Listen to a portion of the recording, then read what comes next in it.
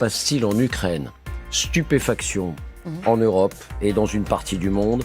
Que se passe-t-il dans les élites ukrainiennes? En quelques heures, une dizaine de dirigeants publics, des ministres ou vice-ministres, des gouverneurs, procureurs ont été virés, limogés dans des affaires de corruption, des valises de billets, des marchés surfacturés et j'en passe. Et cela au moment même, on le disait il y a un instant, où Kiev réclame toujours plus d'aide de ses partenaires et de ses soutiens occidentaux.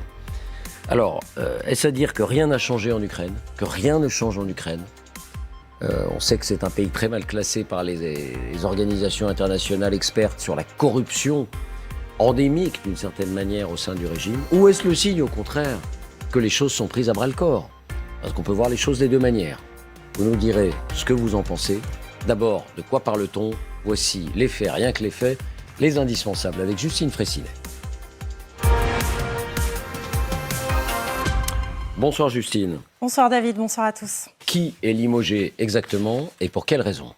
Eh bien regardez, Vyacheslav Shapovalov, 53 ans, vice-ministre de la Défense. Vassil Lozinski, 36 ans, ministre adjoint des Infrastructures. Kirilo Timochenko, 33 ans, chef adjoint de l'administration présidentielle.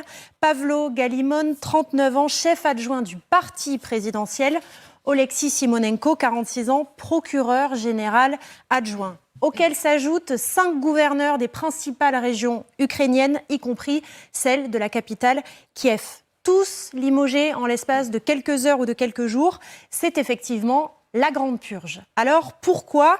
Eh bien, vous allez voir que les faits évoqués sont accablants. Exemple, des valises de billets en liquide, ainsi 400 000 $ en grosses coupures ont été saisis en flagrant délit dans le cadre d'un contrat du ministère de la Défense avec certains de ses fournisseurs pour l'alimentation des soldats. Les œufs et les pommes de terre étaient par exemple payés 2 à 3 fois leur prix et on parle au total de sommes colossales parce que le contrat pour 2023 portait sur plus de 300 millions d'euros.